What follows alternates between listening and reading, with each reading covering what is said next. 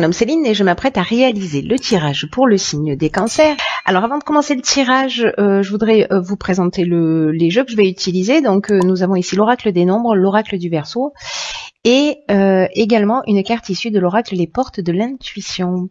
Alors on va commencer tout de suite avec l'énergie qui vous accompagne et c'est l'énergie de Métatron.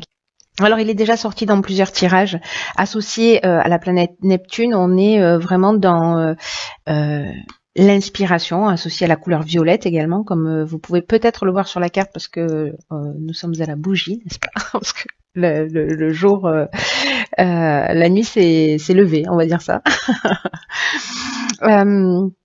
Et donc en fait c'est un archange qui va nous permettre de travailler sur notre harmonie intérieure. En tout cas il va nous inviter à couper avec la logique pour rentrer dans une forme de lâcher prise. Il y a une notion avec Métatron de connexion avec tout ce qui est caché, avec l'invisible. Et aussi une connexion à sa voix intérieure, à son intuition.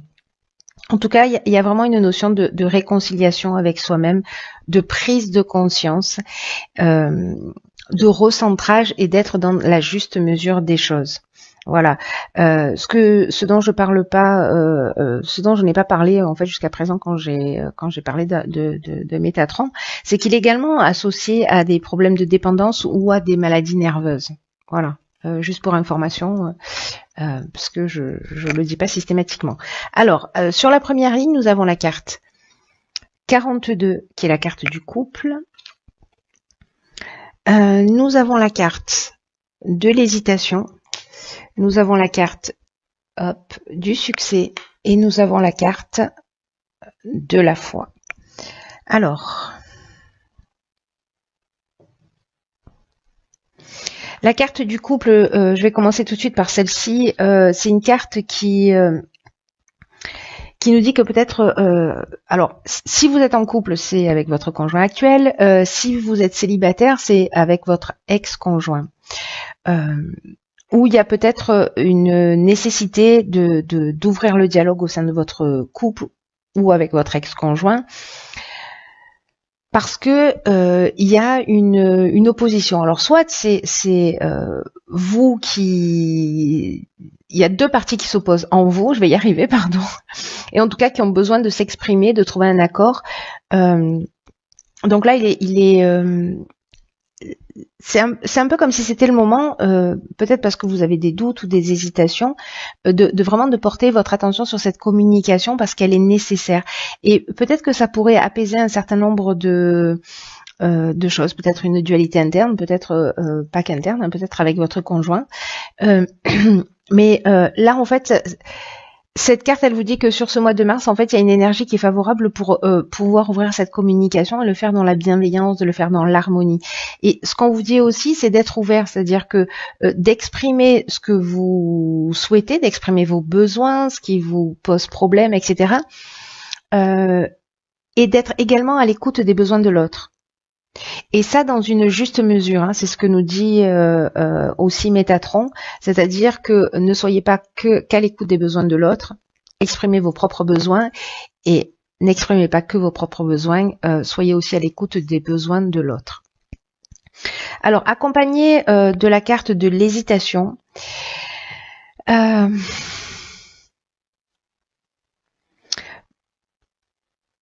soit certains d'entre vous ont des doutes, sont dans une incertitude par rapport à leur relation sentimentale, passée ou présente. Hein, d'accord, je reviens pas là-dessus, c'est on va le prendre pour acquis. Mais il y a une forme de confusion mentale ici. Peut-être qu'il peut y avoir de la suspicion.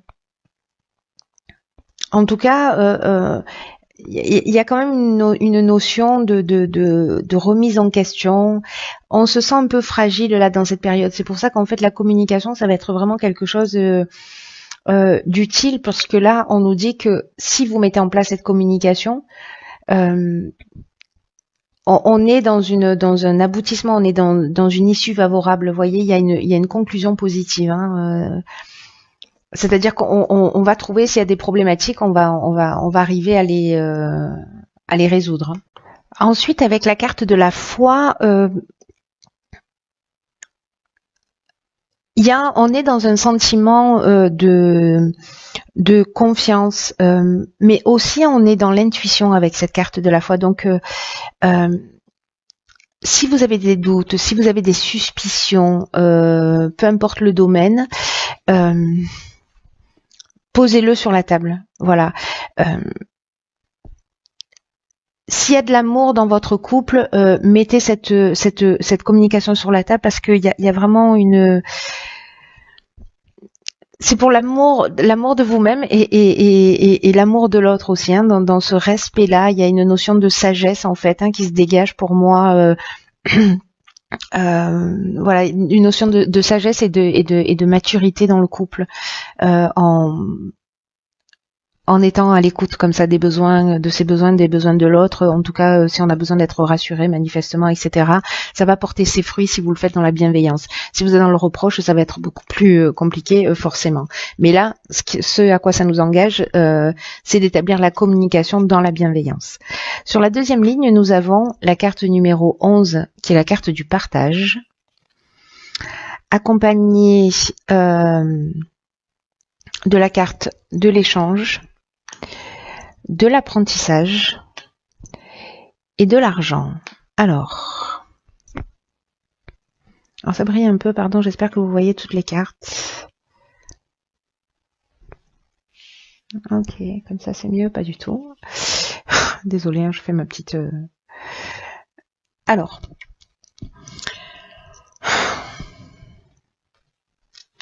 la carte du partage, c'est une carte qui nous dit que peut-être que vous avez des compétences particulières que vous pouvez transmettre, partager, peut-être liées à l'argent.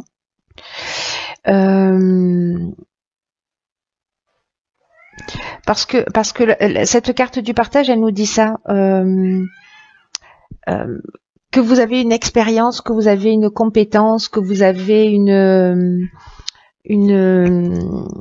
capacité et que en fait là c'est le moment aussi, peut-être qu'il y a quelqu'un autour de vous qui en a besoin, alors peut-être que c'est lié à l'aspect financier, je ne sais pas, mais en tout cas souvent c'est vraiment une énergie puissante qui peut aussi être qui génère cette capacité à enseigner, à transmettre, à partager aux autres des choses qui sont importantes. Donc là on vous demande aussi d'exprimer vos convictions à travers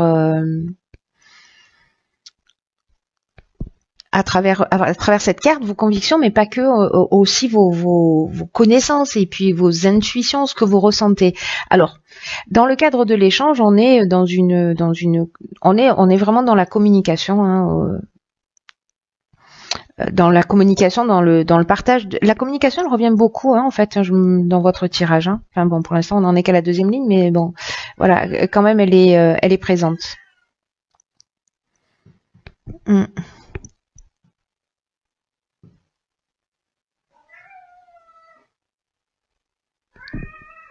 Il y a une notion de diffusion aussi, de communiquer. Alors il y a une notion de partage et il y a une notion aussi de communiquer. Vous voyez, il y a aussi une notion de médiation. Avec la carte de l'apprentissage, moi j'ai l'impression, alors soit c'est quelqu'un qui va vous transmettre son expérience, peut-être au niveau de l'argent, de la gestion de l'argent. Vous avez peut-être des choses à apprendre. Vous allez avoir peut-être quelqu'un comme ça avant vous, parce que voilà, les énergies sont interchangeables, mais soit c'est vous qui avez une expertise par rapport à l'argent et qui allez donner des conseils de gestion à quelqu'un proche de vous. Voilà, il y a cette option possible. Alors on va voir ce que nous réserve cette troisième ligne. Alors ici nous avons, il y a vraiment quelque chose en rapport aux finances. Donc là, on a la carte 8 qui nous parle des finances.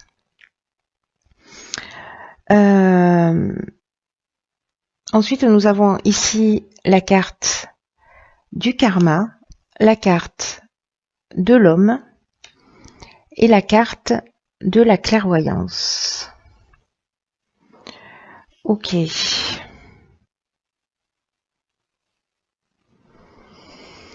Donc il y a vraiment quelque chose qui est lié à l'aspect financier parce que alors c'est peut-être vous qui allez vivre cet apprentissage sur la manière de gérer les choses, ou peut-être que vous allez voir clairement la situation d'un homme, vous si vous êtes un homme, ou peut-être par rapport à un homme, ou enfin voilà, peut-être de votre conjoint, ou je ne sais pas.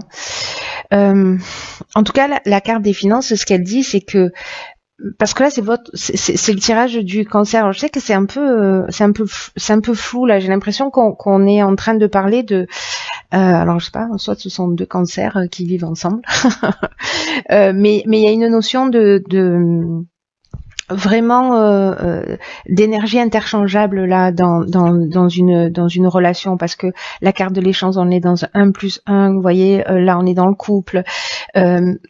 Là, c'est votre rapport à vous. Donc vous, si vous êtes un homme, c'est peut-être l'énergie d'action ou un homme en face de vous. Mais c'est assez particulier parce que là, j'ai l'impression que ça induit une autre personne.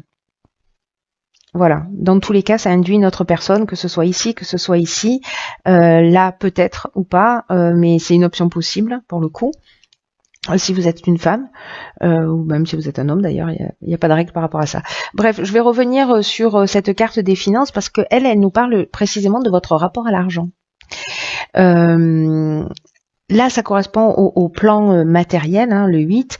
Et là, on vous dit qu'il y a quand même un équilibre qui est nécessaire. Alors, c'est peut-être ça la communication que vous devez avoir par rapport à l'aspect financier, ou vous ou votre conjoint. Enfin, c'est un sujet que vous allez devoir aborder. Parce que là, on vous demande d'adopter une attitude qui soit juste vis-à-vis de l'argent, de l'abondance d'une manière générale, en évitant toutes les situations extrêmes, c'est-à-dire de pas être soit dans le mépris de l'argent, soit vraiment dans l'adoration et que ça devienne une valeur pour vous. Comprenez-le comme une énergie égale à un autre type d'énergie dans votre quotidien. Comme un outil pour avancer, pour faire atteindre vos objectifs, pour évoluer, pour vous faire plaisir à d'autres, mais que ça ne soit pas un but en soi. Là, on nous dit que l'argent mérite votre attention, mais comme n'importe quel autre domaine de votre vie, ni plus ni moins. Alors, quand on manque d'argent, on peut être focalisé là-dessus, mais là, c'est vraiment la croyance et le rapport à l'argent d'une manière générale. Hein. Donc là, on vous demande d'en faire votre allié. Alors, c'est peut-être vous, en fait, qui je sais pas, peut-être vous êtes trop dépensière ou dépensier ou trop économe, hein, à l'inverse, voilà, et vous profitez pas de la vie, on peut être dans cette situation. Hein. En tout cas, là, on vous demande d'adopter une attitude qui soit saine vis-à-vis de l'argent, parce que ici, avec la carte du karma, le karma, il y a une notion de retour d'une situation du passé. On peut passer par une souffrance nécessaire, mais il y a une notion de rapport de cause à effet. Alors je fais allusion à la souffrance parce que là, comme il y a un rapport à l'argent qui est a priori pour certains d'entre vous, ça va pas parler à tout le monde, mais qui est déséquilibré, il peut y avoir un espèce d'effet boomerang d'une situation passée. En tout cas, il y a un cycle de transformation qui est en train de se mettre en œuvre et qui, même si ça passe par une souffrance, ça reste une épreuve libératoire. Pour une meilleure compréhension, j'ai l'impression.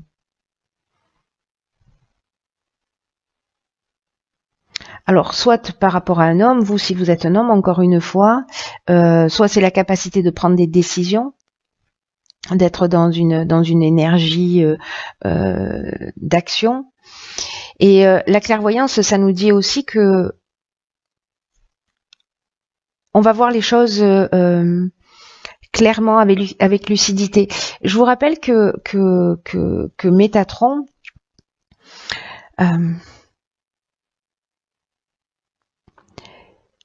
il nous parle de faire des prises de conscience, de se recentrer, d'être dans la juste mesure des choses et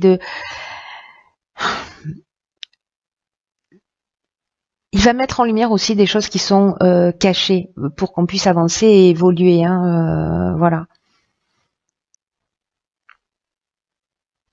Donc, est-ce que peut-être c'est par rapport à un homme qui justement peut-être une relation karmique, c'est possible, et peut-être vous allez voir clairement sur ses finances, vous allez voir clairement sa manière de gérer l'argent.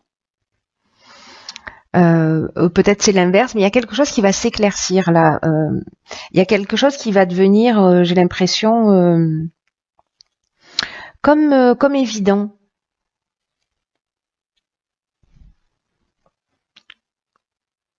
Ou alors cet homme-là, si c'est dans votre relation de couple, ou parce qu'il y a quand même cette notion d'apprentissage aussi par rapport à l'argent, de ce qu'on a vu tout à l'heure. Souvenez-vous, il y a des échanges. Alors est-ce que c'est des échanges avec cet homme-là? Il y a une notion d'apprendre à gérer ou peut-être avoir les choses d'une manière un petit peu différente, ou voilà, soit trop d'argent ou pas assez d'argent. Soit on regarde pas la dépense et voilà.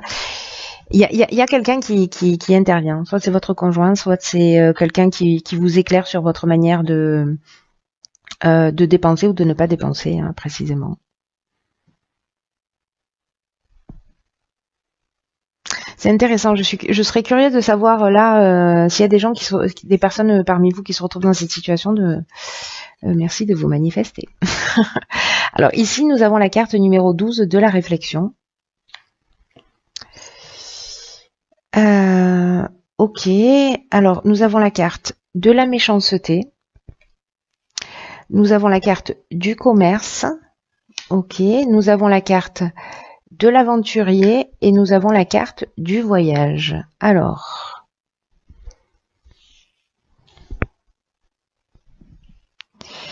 tout rentre, parfait.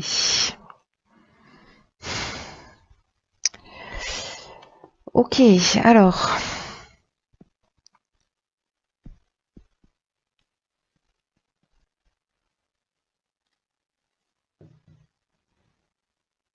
Là, peut-être que certains d'entre vous mettent en place peut-être un nouveau projet professionnel. Peut-être que ça va nécessiter un déplacement pour mettre en place ce projet professionnel, parce que là, on est sur des nouvelles aventures, j'ai envie de dire. Avec la carte de l'aventurier, on sort un peu des sentiers battus. Il y a une notion d'expérience nouvelle, d'exploration d'horizons lointains. Du coup, on a la carte des voyages, tout ça est assez cohérent. Mais il y a une notion aussi de goût du risque. Un esprit de conquête, peut-être qu'on va aller s'installer ailleurs, on va aller développer son activité ailleurs, etc. Parce que là, on est vraiment dans l'aspect commercial. Et là, en fait, on vous demande d'être dans la réflexion, parce que ici, on a de la méchanceté. Alors, la méchanceté, soit il y a quelqu'un de jaloux autour de vous, mais cette carte de la méchanceté, comme je le dis toujours, en fait, on va beaucoup plus loin que la méchanceté, que la jalousie. Il peut y avoir de la jalousie, il peut y avoir de l'hypocrisie en face de vous, peut-être dans le domaine professionnel, peut-être dans ce nouveau projet où peut-être qu'il va vous demander un investissement, etc. Et peut-être que vous allez vous sentir trahi parce qu'on vous a fait des promesses qui ne seront pas respectées. En tout cas, il y a quand même une intention de... J'aime pas trop cette carte. Il y a une intention de nuisance quand même avec la carte de la méchanceté. Il y a des mauvaises intentions. Vous voyez, on nous plante un couteau dans le dos, quoi. Donc, il peut y avoir aussi une notion d'agressivité, que ce soit la vôtre ou que ce soit parce que c'est peut-être vous aussi qui, en allant dans ce nouveau projet, c'est possible, ou c'est quelqu'un vis-à-vis de vous, ou c'est vous qui êtes comme ça, qui qui peut-être n'est pas très clair dans ce que vous faites, ou alors c'est quelqu'un qui a des mauvaises intentions. En tout cas, soyez vigilants. Si c'est pas vous, si c'est vous, vous savez. Si c'est pas vous, soyez vigilants. Je vous dis ça parce que je vous dis si c'est, je fais allusion à vous aussi parce que ici dans la carte de la réflexion, c'est une carte particulière. Je l'ai gardée pour la fin. Ça a du sens dans cette ligne-là, c'est qu'on vous dit qu'il faut que vous portiez une attention particulière aux conséquences de vos actes parce que vous pourriez faire face à de nombreuses désillusions. Donc là, en fait, on vous demande de prendre le temps de réfléchir, de faire le point pour savoir si vous êtes en train de prendre le bon chemin. Celui qui vous convient profondément. Est-ce que vous êtes en train de suivre votre conjoint? Est-ce que c'est votre projet, mais que finalement vous êtes un peu poussé dans cette direction et vous n'êtes pas sûr de vous? Est-ce que ça vous correspond réellement ou pas? En tout cas, il y a une notion là de prendre du recul, de voir ce qui vous convient profondément. Est-ce que de partir dans cette direction, ça vous convient ou pas? Ce sera à vous de voir ce qui est juste pour vous et dans le respect de qui vous êtes. Et là, on vous dit que voilà, là c'est le temps de se poser pour prendre conscience de ce qui vous anime, de ce qui vous motive, de vos actions. Et on vous dit aussi que vous pouvez rectifier le tir à chaque instant, c'est-à-dire que si finalement vous voulez pas aller dans cette direction, peut-être que ça va être vécu comme une trahison ou enfin, c'est pas la carte de la trahison, c'est la carte de la méchanceté. On est vraiment au stade au-dessus. Hélas. En tout cas, là, vous pouvez faire marche arrière. Si vous sentez peut-être que vous avez un associé en qui vous n'avez pas confiance, un partenaire en qui vous n'avez pas vraiment confiance, posez-vous, réfléchissez-y à 2 fois. Là, on vous dit, c'est vraiment le temps de réfléchir pour pas qu'à un moment donné, vous soyez trop engagé et que vous soyez dans les regrets. Alors ça veut pas dire qu'il faut pas y aller, ça veut dire qu'il faut prendre le temps de la réflexion pour savoir si c'est juste pour vous. Si c'est juste pour vous, c'est évident, c'est votre projet, c'est le rêve de votre vie, allez-y, foncez. Voilà, soyez attentifs à ça, mais voilà, soyez attentifs à vos comportements d'une manière générale parce que il y a cette notion quand même de désillusion importante. Hein. Peut-être par rapport à ça. Voilà, on est trahi que par les siens, j'ai envie de dire. Ensuite, dans l'oracle Les Portes de l'intuition, nous avons la carte du but. C'est intéressant. Qui nous dit garder à l'esprit la vision de ce que vous voulez vraiment dans la vie. Ok. Il y a beaucoup de choses dans votre tirage, hein, les cancers. Hein. Là, on vous dit que quoi qu'il se passe, on vous demande de garder le cap jusqu'à l'aboutissement de votre projet. On vous demande d'être fidèle à vos objectifs, mais de faire les choses, voyez, prenez le temps de la réflexion pour voir si c'est juste, si ça vous correspond, si voilà, soyez fidèle à ce que vous voulez, vous, pas à ce que veulent les autres. Dans tous les cas, là, on vous dit que tout commence en fait dans une vision, dans la visualisation de ce que vous souhaitez. Et peut-être qu'à un moment donné, il y a quelque chose qui va devenir clair. Il y avait la carte de la clairvoyance ici, je crois, oui c'est ça, bien vu, où vous allez voir une situation clairement. Et cette situation, j'ai l'impression que là, ça va vous permettre d'être plus clair sur votre objectif, peut-être par rapport à ce qu'il y a à faire ou à ne pas faire, vous voyez, la direction dans laquelle il faut aller. Il va y avoir peut-être comme ça un instant de une évidence, quelque chose qui va être comme si vous alliez voir ce qui peut se produire dans votre existence. En plus, les cancers, vous êtes hyper intuitifs, hyper sensibles, donc vous risquez d'avoir ce moment-là d'évidence.